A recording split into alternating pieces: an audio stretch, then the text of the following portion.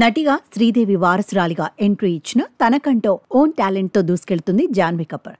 బాలీవుడ్లో వరుస సినిమాలు చేస్తున్న ఈ ముద్దుగుమ్మ దేవరా చిత్రంతో టాలీవుడ్లోనూ ఎంట్రీ ఇచ్చింది. ఇప్పుడు రామ్ చరణ్ సినిమాలో కూడా నటిస్తూ బిజీగా ఉంది. అయితే ఈ అమ్మడు బాలీవుడ్ మీద ఒక చురక అంటించింది. ప్రస్తుతం ఈ న్యూస్ సోషల్ మీడియాలో వైరల్గా మారింది. ఇండియాస్ మోస్ట్ అవైటింగ్ మూవీగా వచ్చిన పుష్ప 2 ఇండియా వైడ్గా దుమ్ము దులిపేస్తోంది. మొదటి రోజు రెండో రోజు రికార్డ్స్తో ఇప్పటి వరకు ఉన్న అన్ని రికార్డ్స్ను తిరగరాసింది.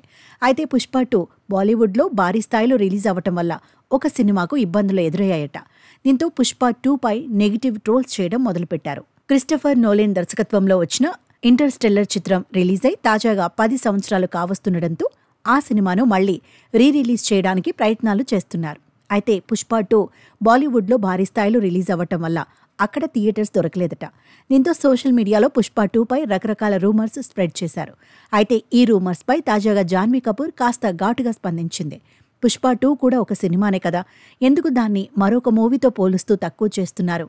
మీరు ఏదైతే హాలీవుడ్ సినిమాను సపోర్ట్ చేస్తున్నారో వారే మన సినిమాలపై ఇప్పుడు ప్రశంసలు కురిపిస్తున్నారు. కానీ మనం మాత్రం మన చిత్రాలను ఇంకా తక్కువ చేసుకుంటూ మనల్ని మనమే అవమానించుకుంటూ ఉండిపోతున్నాం.